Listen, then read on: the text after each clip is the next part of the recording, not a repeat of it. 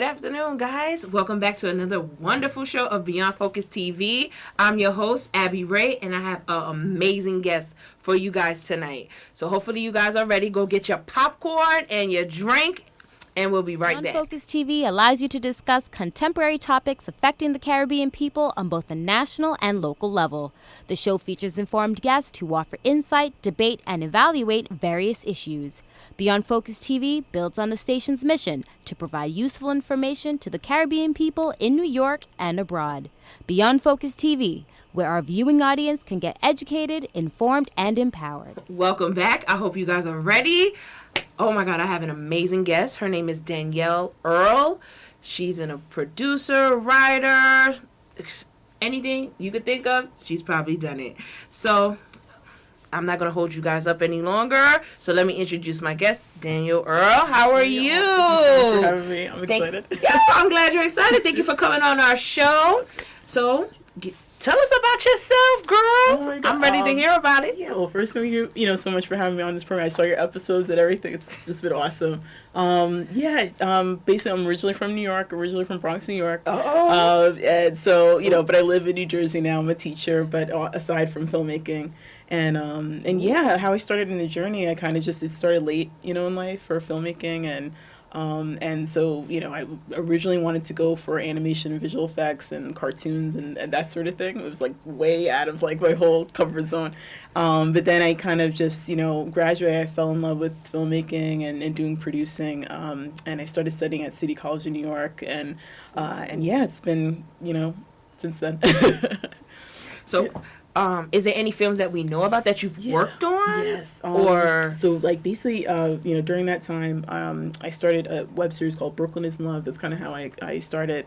And then I branched off to making films like Lover's Game. I did a feature film in New York, and I got a lot of attention from magazines and, that sort of thing. But Brooklyn is in Love actually helped me get into the Writers Guild of America East. But the film that I'm working on now is The Haunted Mind Insomniac. So it's a it's based in 1950s, genre, horror, thriller, way out of my comfort zone, because usually it's I always write, love stories and romance and that sort of thing, like soap opera, very soapy. Soap opera. You looking for actors? Because I am ready. It's true. I stay ready. I think I'm ready for any type of soap opera. I'm ready to throw a drink on somebody. Absolutely. And so Haunted Mind Insomniac, it's starring Ebenezer Nisawa. He's an actor that I worked with for Brooklyn is in Love. Yes. And so it's about a writer that can't sleep, and he has insomnia after his wife ended up committing suicide on the rooftop of his apartment, and it was all set in Harlem. Yes, so it's a lot of different things, thriller and that sort of thing, romance, and but you end up finding out it's a murder mystery. Who has there's a murder in the building.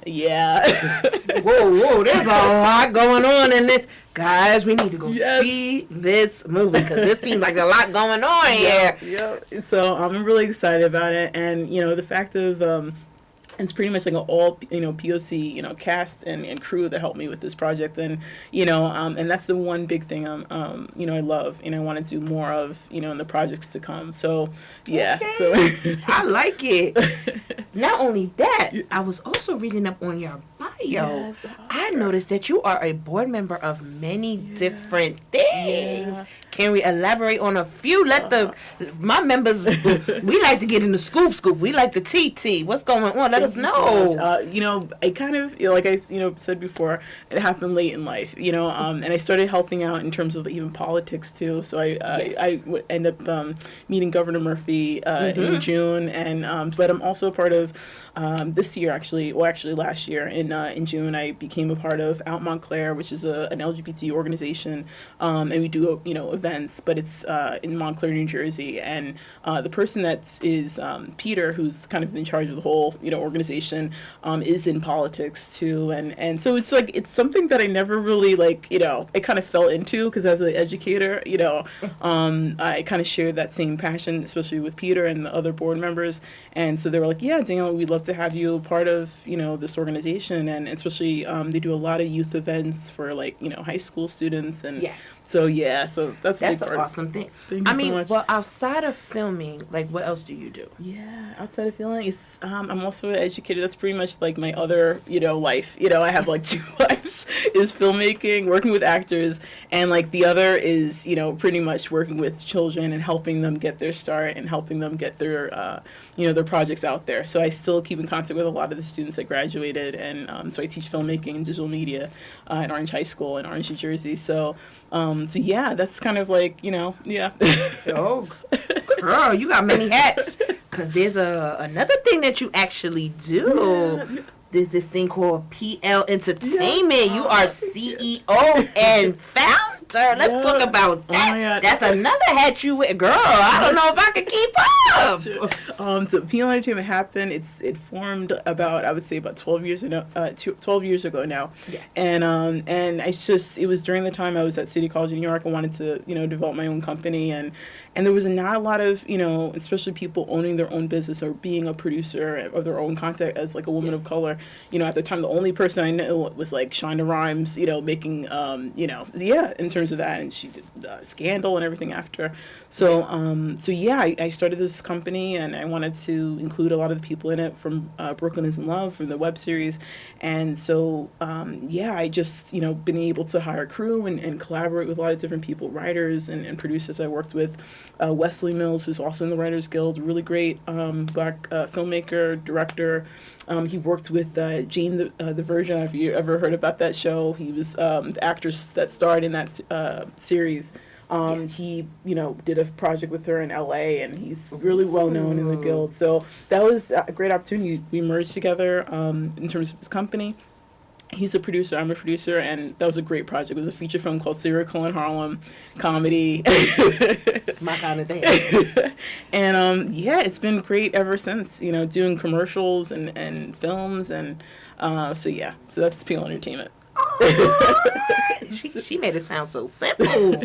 But it's a really, actually, I commend you on it. I applaud you for even coming out and even taking that leap at a time when it was just not a common thing for people to even, like I said, I do applaud you. Yeah. It is a beautiful thing. Congratulations as a woman of color to even make that step and break that wall down for allowing a lot of us now to make that step forward. Thank you so much.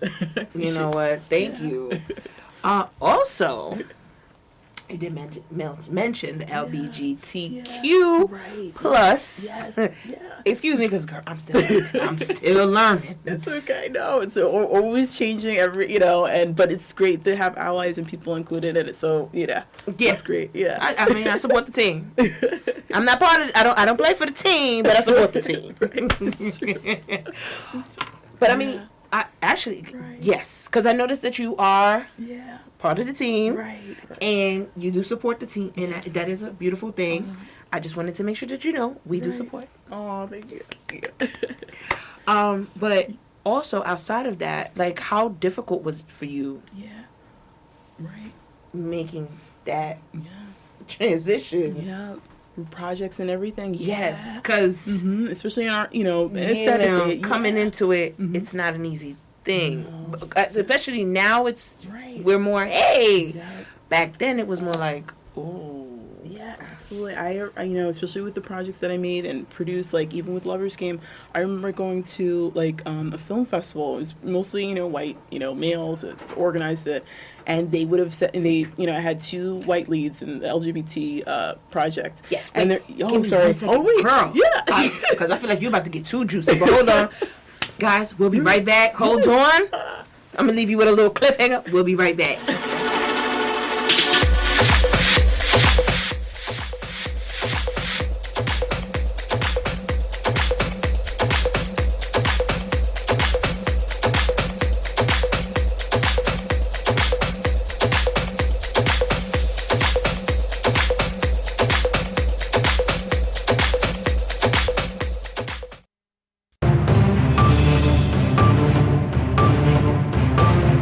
Welcome back, guys. I hope you guys are ready for her to continue on with the juicy story. All right, girl, go on with the story. Let me hear what's going on. Yeah, and I was at a film festival, mostly white, male, and they even said like, oh, why did you pick like two white, actually, and sometimes I think I'm like, if I was like a white person, within the community making a project, like would they say the same thing? And it's like kind of you're entering their territory and writing for them. Yeah. And versus when they, for years they would always be writing for us. Yes. And so that was like kind of a strange, feeling to have. But so that's kind of adds to your question. I kind of understand. It's kind of when the tables turn. It's a bit of a. It's a bit uncomfortable. Right. It is, but I think now that in this day and time and age, it's it's not as taboo anymore, which is a beautiful thing. Yeah, that's so true. Yeah, it's like so many different kinds of, like we even talked about like genre rhymes, like for Grey's Anatomy and like Scandal, all these different, How to Get Away with Murder, like show right yeah. Kudos to that one. And Grey's Anatomy was great too. I love that. I think it's like it's so hard having these years. You should have killed my dude though. I ain't saying nothing about it, but Right. So so that's the thing. I think it's great that more creators are like opening that door and adding more inclusion, for everybody, So even, a lot of times we even forget about like the Asian community too, and it's like they need to have more representation. Very small pool, Yes. Yeah. Yep. But the Asian community, they're very, they're big in their own way. Yes. Right. Yep. But I'm just waiting for the triz, because I ain't gonna lie, I'm a big Kung Fu fan. Me and my mom used to watch Kung Fu movies every Saturday when I was a kid, when he used to come on. Don't judge me, but I used to love it. We used to beat it on it, like, But I eventually feel like at some point in time it's gonna make it's making a come. It's like they're making a come up also as we are making a come up. Right, it's true. I can't. I'm waiting for it. I'm for it. It's so true. And even with the Oscars, it's like everything was like especially with getting more POC and nominations, and it's like seems like it's everything's always changing differently every year. So yeah. Okay, now it's time to dig in your little personal life, because I know they me and my crew right here, we love to dig in. So what you like to do when you're not working? Oh my God. It's sad. It's like when I'm not working, it's like I'm working.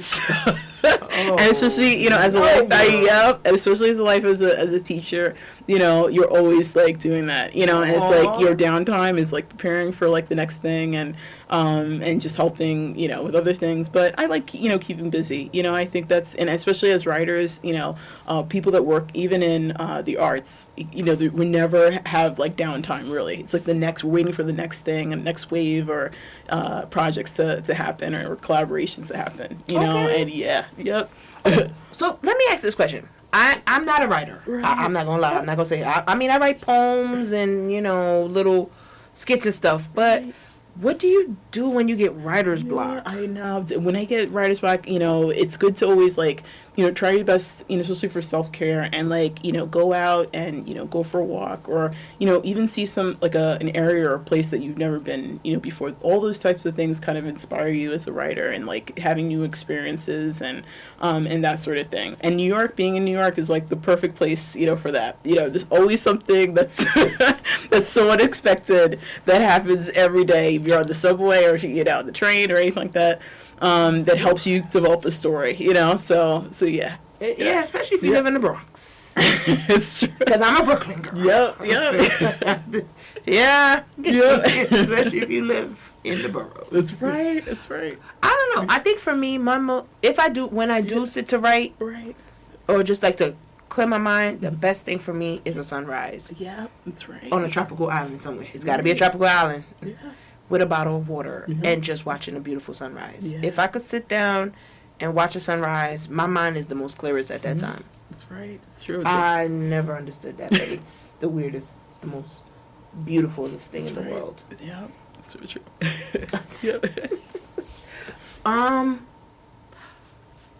Also, I did want to ask. Right. So, what is your work day like? Yeah, the work day, in terms of just like, during the day, or just like in terms of filmmaking, like that's part. So basically, like in filmmaking, how does your day go? Yeah, it's, as like working as a producer, and also, I, still doing directing, but I've been getting more opportunities as like producing on other projects.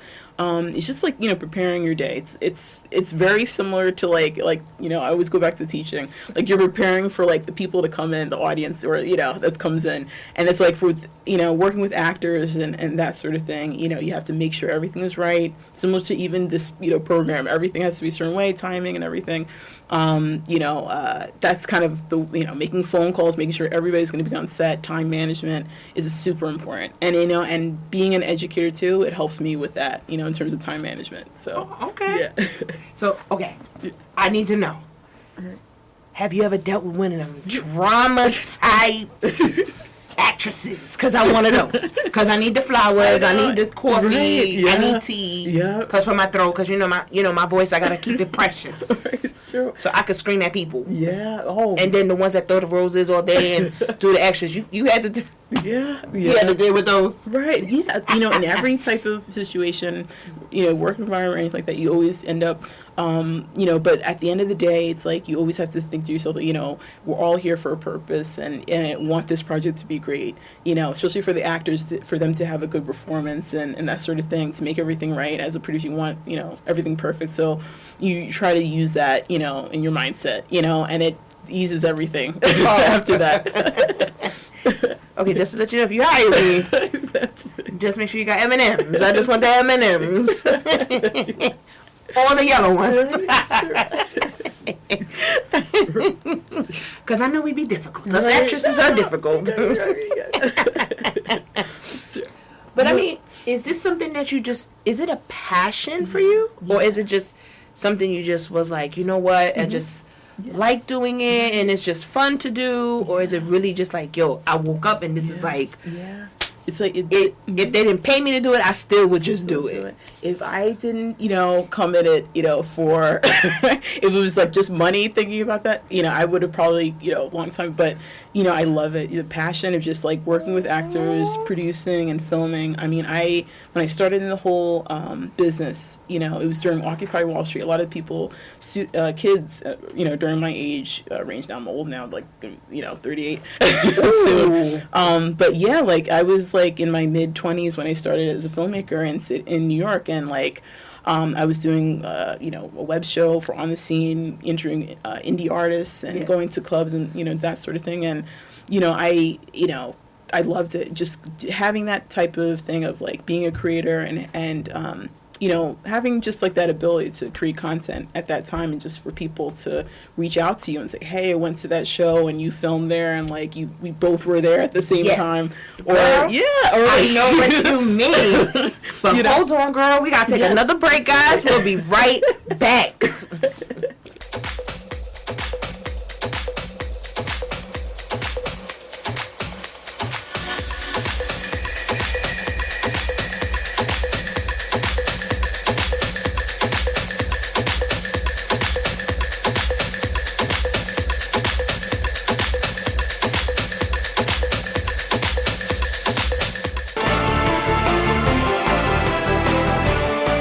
Welcome back to Beyond Focus TV. We're still with Danielle Earl.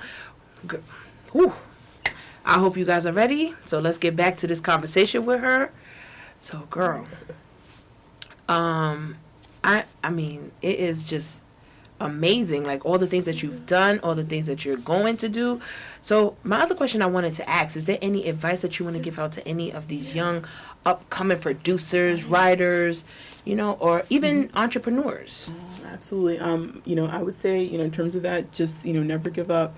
It's always going to be hard in the, beginning. Even with me, like all my projects in the beginning was like all self-funded. It took somebody to like take a chance and look at my content and say, hey, I'm a producer, I want to invest in your projects. I'm like, like, I didn't even know that people were like, at that time, were looking at it, and, just keep going. Cause like in the beginning, it's going to be, tough. But get a good, I call it the tribe, a film tribe, people that, share your passion and support you. That's the most important thing to, yeah. Yep. That is so sweet. I want to try. Well, I have a feeling film tribe. So I do understand what you mean, because I do have a film tribe. Yeah, and I think it's an amazing thing when you do have people that do support you and do follow you and do understand what it is that you do. So I do agree. And I, guys, you heard it from her and you heard it from me. Get a tribe. Stop playing. But also, while we're on the subject of a tribe, is there any, like, could you name one or two things that, like, things that has, like, bad things that has happened to you, like, one of the worstest things, can you name one of the worstest things that has happened to you? In filmmaking, there's always, like, something that happens usually, behind the scenes. There may be, like, you run out of batteries or something, a prop is missing, and you have to go out and you have to run. He's like, time, like, in earlier, today in this program, time is money and everything. So it's like, you got to make the best of it. But I did. I mean, when I was a young filmmaker, when I was doing Brooklyn is Live the first season, because it was during the time of, like, this is way back, like, when they were doing, like, Broad City, all these different people were starting out. But the people used to meet at, like, Borders, Books and Music, and people talked and said, hey, how do we make money to, like, make a web series? Like, that was the generation at that time. And yes, I remember doing it. I had no budget. I had young actors that were with me, and I remember, one of the people, I think the PA, had to go on a run, or had to use my car and park, by the film shoot, and he walked away. And this was during, I think it was like Memorial Day weekend, and my car was like, towed, and then I end up having to stay there, because, you keep it on the lot, you have to pay it after it, so it was just, like, the worst. And I was young, and I was like, you know what, oh my gosh, I'm just going to end filmmaking, I'm done, because I don't know, especially with the actors, if they're going to, and no, all of them stood by me. It was like the lead actress in the film was like, Danielle, you have to stay with it, don't worry about it, because I'm an actress, and, like, I go through rejection, like, constantly, and so you got to keep going. And if it wasn't for that person that, to talk in my ear about that, I wouldn't be here today making, like, 20 films, and going on, if I didn't have people like that in my life. So that's why, kind of connects to the film tribe and that sort of thing. Yeah. I kind of understand. I can't even say, I think, oh man, my mom, I think my I'm going to say this. This is one of my many. My very first time. I've done pageants when I was younger. So I actually was we was going for a sponsorship. I was trying to get a sponsorship. So I went on stage and I was talking, and the guy asked me, like, just completely, in the middle of my speech, asked me a question and threw me completely off. Yeah, right. And I just stood there and froze in front of everybody. Right. And then right. As I froze, I was about to walk off stage, then I tripped and fell. Oh, yeah. Then it was like, just a flood of tears came down. Right. My mom, I was just like, I'm done. I'm never going back on stage. I'm never going to do a pageant. I'm never doing a talent show. I'm never doing anything ever again. Never me again. I was like, oh my God, this is the most embarrassing day of my life. It truly was. Because people just started laughing. It was just horrible. And I don't know where my mother be coming from with the saying she be saying. And she was like, girl, it can't be sunny every day. Yeah. She's like, sometimes it gotta rain. Yeah. And in the rain, flowers grow. That's right. Wait, what the... At the time, I was looking at her like, what does that have to do now? With all these tears in my eyes. And I was like, Mommy, that doesn't... Yeah. She just gave me a hug, and she's like, it's okay. Right. Yeah. You got this. Yeah. You can do this again. Yeah.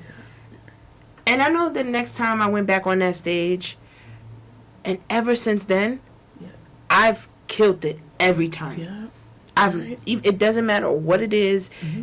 Even now, this is my most comfortable place. Like, I could never say I'm not comfortable on stage, in front of the camera, behind the camera, whatever. I'm always most comfortable. Yeah. My nerves is always shot before I get on. Yeah. But as soon as I'm on, I'm the most comfortable person in the world. But that was my most embarrassing moment. I didn't even believe I could say that on national TV. Okay. You'll be the first to ever share that with. Yeah, that's right. It's all relative. Yep. So a tribe is a beautiful thing. Yeah, yeah. But I mean, I am just so happy that you came on. I am like so ecstatic that that you came and brought just a beautiful light. Like, you're just an amazing woman, and I am so proud to have met you and did your interview today. I'm so happy to be on this wonderful program. So yeah, so I'm excited. Thank you so much.